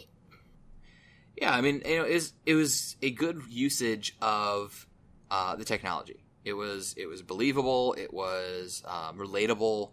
I thought it was fun, and the fact that Luis got to incorporate a little bit. He talks about wanting a suit himself, just to have a suit, kind of one of those things. He wants to be one of the helpers, the heroes. He wants to have his place. Not even one that grows or shrinks, just a suit. Just a suit. Yeah. He's like, I don't even need powers. Just give me a suit. Okay, so then while all this is happening, Pym is diving deeper into the quantum realm, and the lab is being passed back and forth between all these people trying to take it, which is shaking his space. You have to remember that he is still in that lab, and he's being jostled around. And we have what are they called? The water bears? The tardigrades. Yeah. It's like the tardigrade layer, as it gets referred to later. He's about to get eaten by these little bacteria, and then it's because they has to recalibrate because he's getting shaken so much. So he eventually does, go deeper and deeper. At this point, he's like, 2 minutes away from losing the signal? And he does. He loses the signal down in the quantum realm, and pretty much has lost hope, and he starts hearing this like high-pitched whistle and like drops to his knees with this like headache kind of a situation, and that's where we get like a weird hallucination flashback, which I was kind of confused with this. Maybe you can kind of explain it, but you've got Hank Pym, who essentially starts reliving his when he comes back without Janet after she goes into the quantum realm at the beginning of the movie. He comes back, but now this time Hope is aged. She's Evangeline Lilly's age. She's there, and then you have Scott Lang, who is there in this sequence, and then turns around. And it's like all these people are showing up, and then I think even Bill Foster's there at one point, and then he has this like figure who is approaching him, who we find out is Michelle Pfeiffer. It's Janet, who has found him in the quantum realm. That part I get, but did you have any idea what was going on with this like hallucination and why he jumped back to that part of his life? I think because earlier in the movie, when they were talking about going to the quantum realm, Scott Lang mentioned it'll melt your brain or it'll fry your brain. He says something along the lines of that. And I think that hallucination was brought on by, he's a human who has shrunk down to this subatomic level, and I think it just from a mental standpoint kind of messed with him a little bit. He couldn't necessarily I feel like it would be hard to wrap your brain around, being that small. And then coupled with the fact that he only has a certain amount of time left and doesn't know where his wife is necessarily because he's lost a little bit of the signal.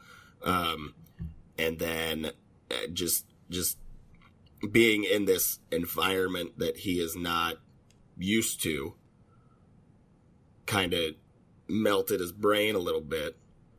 And then you get Janet, who comes in and does that the Vulcan thought read or Vulcan mind meld thing with him and kind of brings him back a little bit because she is full of that quantum energy.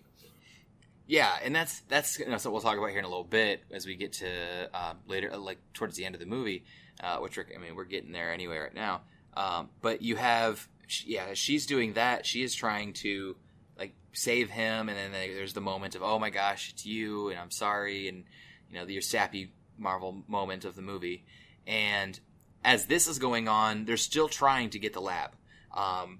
And this is where you have, from the trailer, we get Giant Ant-Man. We get Giant Man.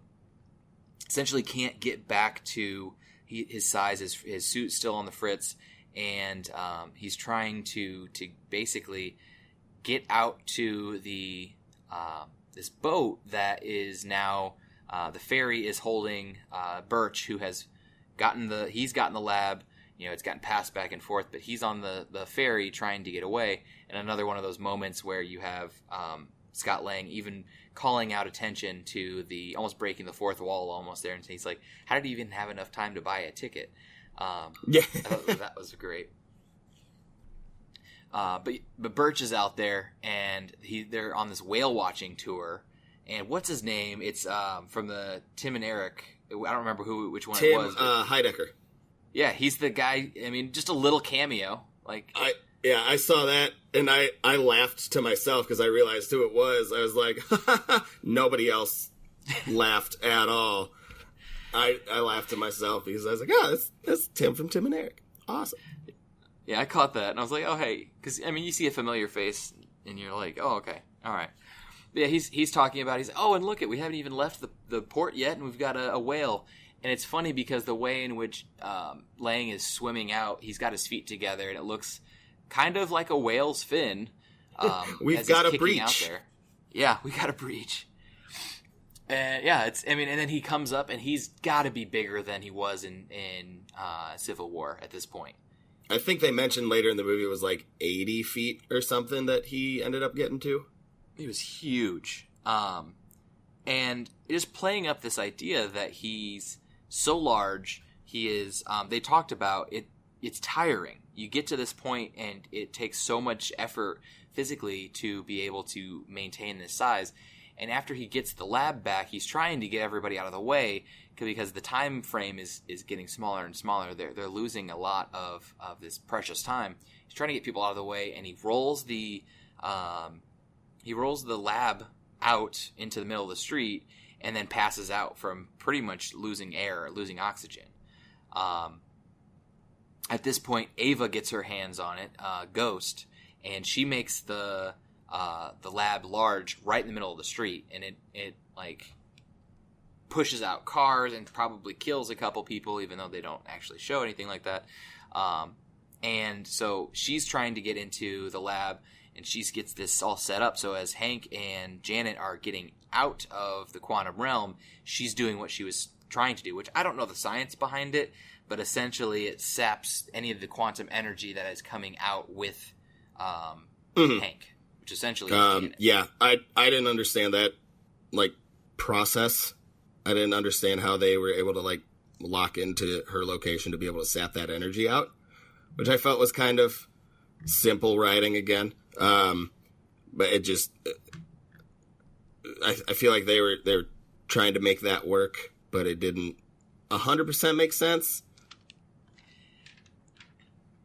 I bought into it. I believed it. I knew what was going on. I just didn't know the logistics. Or maybe it was them because they're in the pod, they were locked into the pod, and they're pulling the quantum energy out of whoever had quantum energy in them in the pod or something like that. I don't know. But essentially what's going on is that Ava, Ghost, is utilizing Janet in a way that is harming Janet. It is doing exactly what they thought. It's killing her. And luckily, Hope she dives into the ocean, the water, is able to mess around with Scott's, whatever the mechanism that makes him larger and smaller, get him out of the water, and revives him essentially. Then they book it over to the lab, and they're able to stop Ghost before she does too much damage. Then you have it's a kind of another sequence of right place, right time, or wrong place, wrong time, where you've got Hope, who's in the right in the middle of this track that the pod that you were talking about is ready to kind of just run her over. Lang gets big, grabs her, and rolls out of the way, and the pod crashes into Ghost, essentially kind of knocking her out momentarily. Then you have the nice awe moment where you have Janet coming and seeing her daughter for the first time in 20-some years. But again, this is one of those weird moments because Ghost comes up again, and she's ready to like attack Janet. I don't know what she plans on doing. But Janet says, like, I feel your pain and I'm sorry. And she touches her temples and heals her. So Janet has like this. Which I thought power. that was kind of also like if there was one like easy way out type of thing with the plot of this movie, it's that. Like, oh, well, we got Janet out and now Janet can fix her. And then she does. Just real easy, kind of doing the same thing she did to Hank Pym, just that little like mind meld thing. But yeah. I mean, overall, I felt it was a good way to kind of, leave off, or like end the kind of ghost story, or just leave off on it. Yeah, and it seems like it's not completely over, because even though she has been cured, it doesn't seem like it's a one-time thing. It seems like it's a continuous treatment.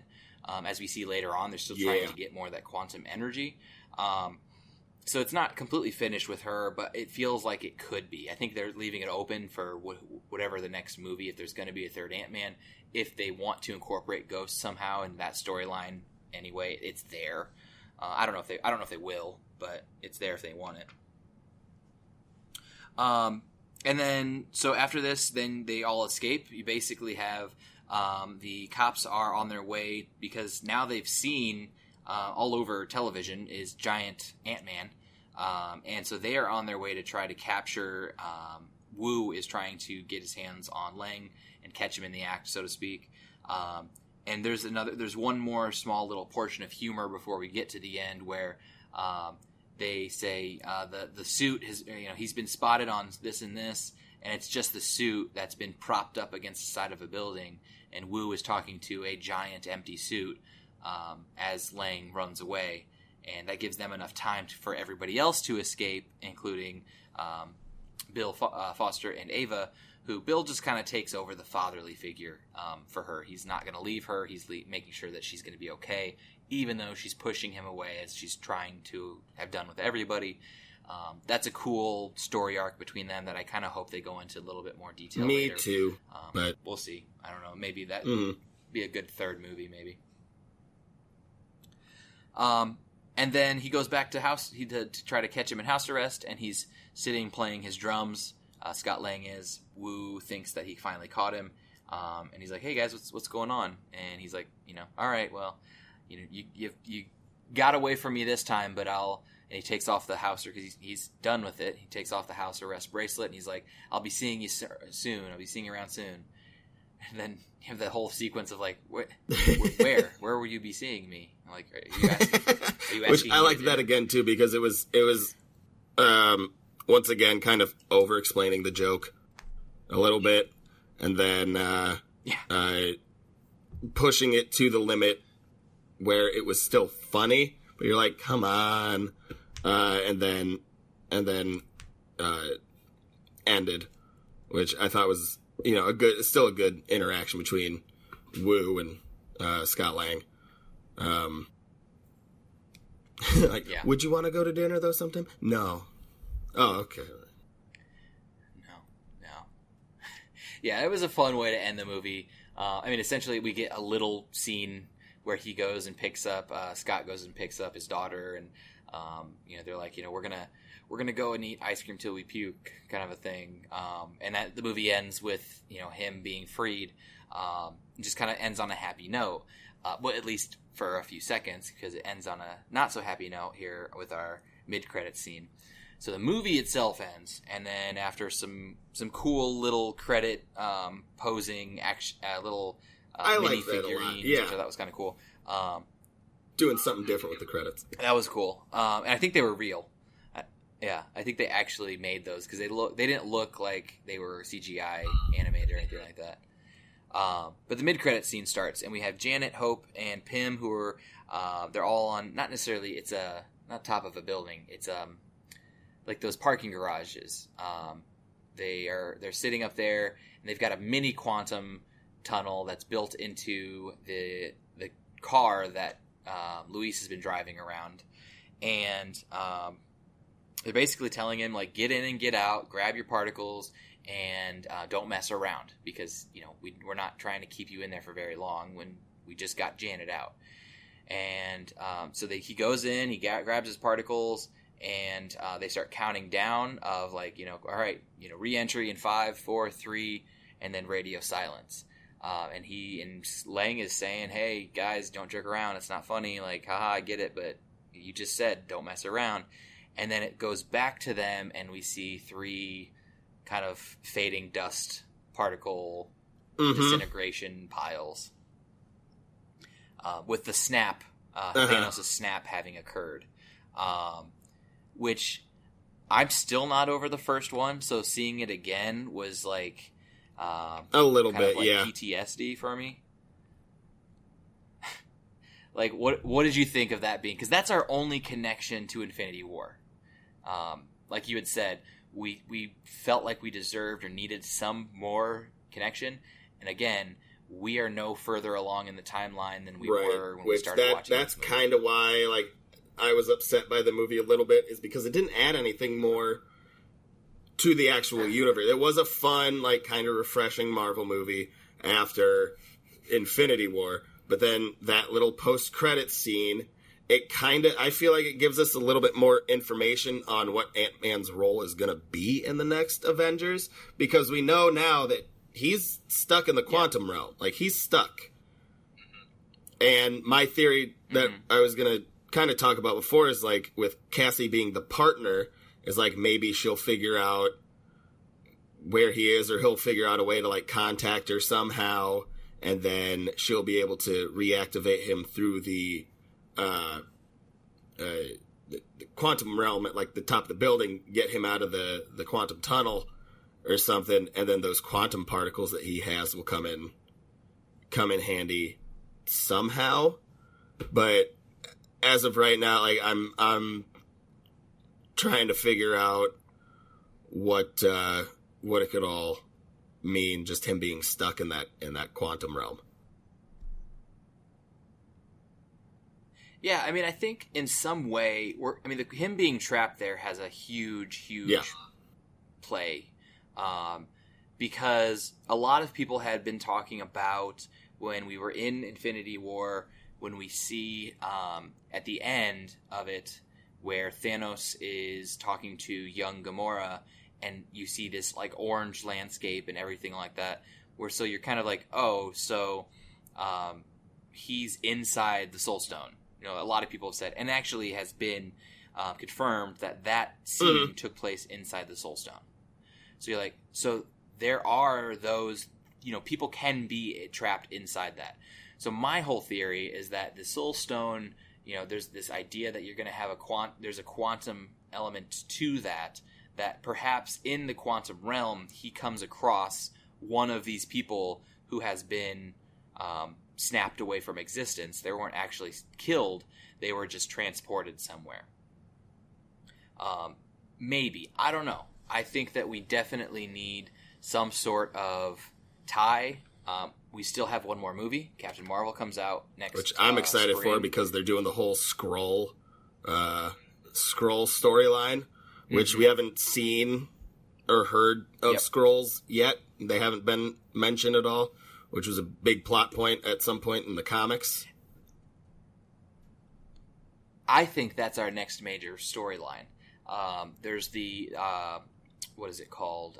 Secret Invasion. I think that's what's going to be next, because Secret Invasion allows us to build up to something bigger. Secret Invasion allows us to get Doctor Doom involved at some point, because if now that Marvel has the Fantastic Four rights, I think that hopefully we do that route. I don't know what they're going to do after they go with Thanos, but they need something, and so maybe it goes that route. Hopefully, could be. We'll see. And then the end credits, which is mostly humorous, but I wanted kind more. of also sad at the same time. I know. You waited for something else, and it was okay. But you see on TV the emergency broadcast, so this is also after the snap has taken place, and then you have the decoy ant is there playing the drums, which we saw in the trailer. So I was like, did they actually take a piece of the trailer and make it their post-credit scene?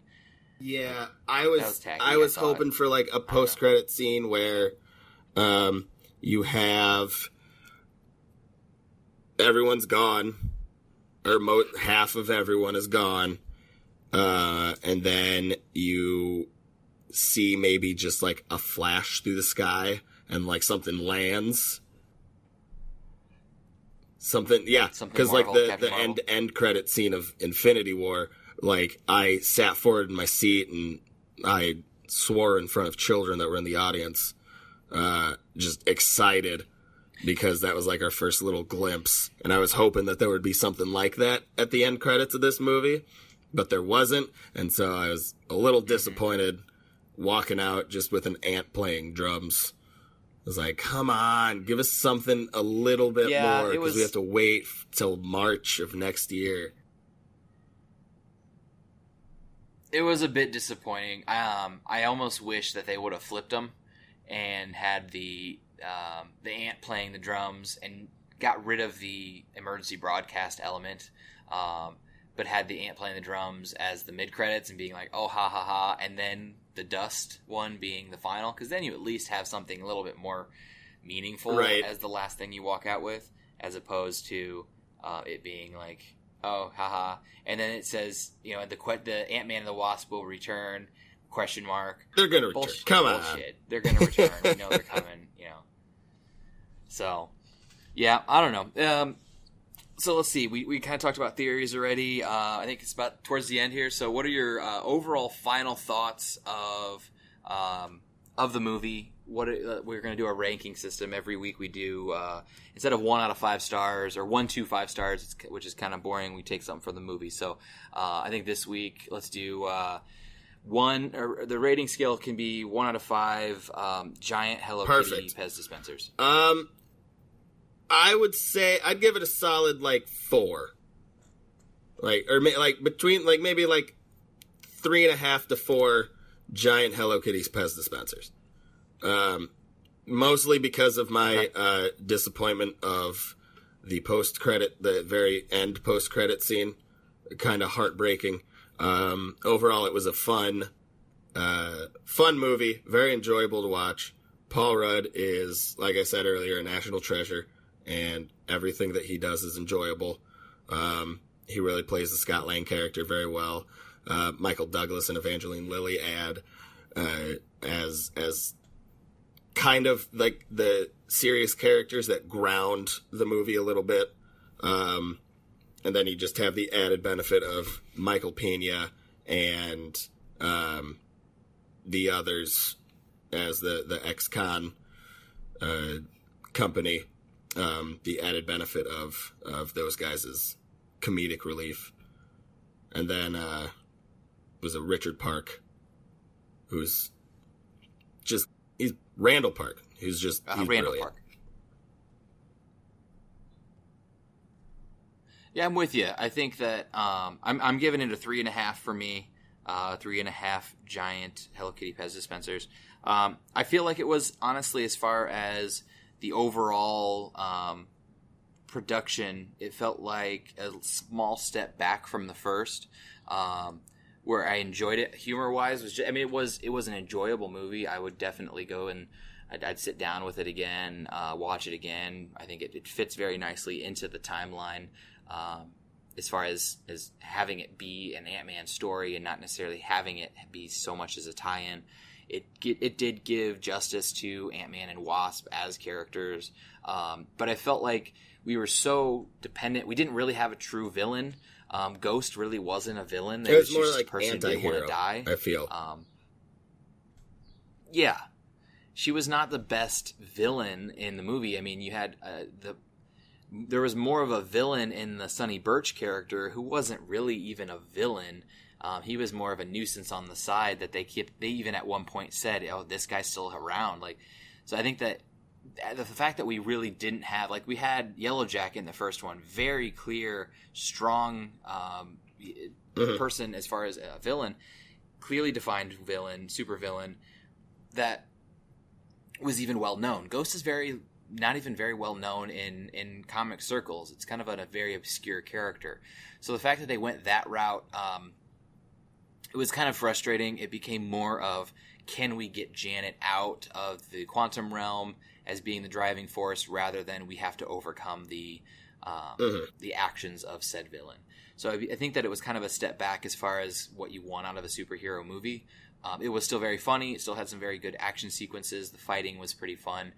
They incorporated new things and did homage to the things that worked well in the first. So 3.5 for me. I think it was probably a little less well done than the first movie, but I think it was also funnier than the first movie. I think they hung their hat on humor in this movie than I like more that so this than one they did felt. the It first. felt like one So fluid movie where I feel like the first one kind of had like weird little bumps, like where it didn't necessarily all mesh together very well. This one had a clear flow to it, which I appreciated, especially coming off of the first one. Yeah, it was fun. I'm excited to see how it all ties together in Captain Marvel. Maybe we'll get a nod of something quantum, and if not, we'll be finding out how it all ties together here in about a little under a year with Infinity War. So, all right, I think that's it for us this week. Next week we've got Andre on, as I mentioned earlier. We're going to either go check out Skyscraper, which is a fun little Dwayne Rock Johnson movie, which should be pretty bad. Or we're going to do a one that's been out for a while, which is Tag. So I haven't seen that yet, and Andre says it was really funny, so maybe we'll talk about that. But you'll have to wait until next week, guys, to figure out which of those two movies we're going to be doing. As always, you can, if you have any other Marvel theories or just want to kind of reach out and tell us what you thought about Ant-Man and the Wasp, you can either on Twitter at DriveInEventide, or you can email me at my email address, which is driveineventide@gmail.com. As always, Ian, thanks for joining us and taking some time out of your day to record with me today and getting some new people, thanks for having me blood on the show. This was fun. Good time. Right. This is cool. We'll have to do it again sometime soon. Until then, guys, until next time, drive home safe.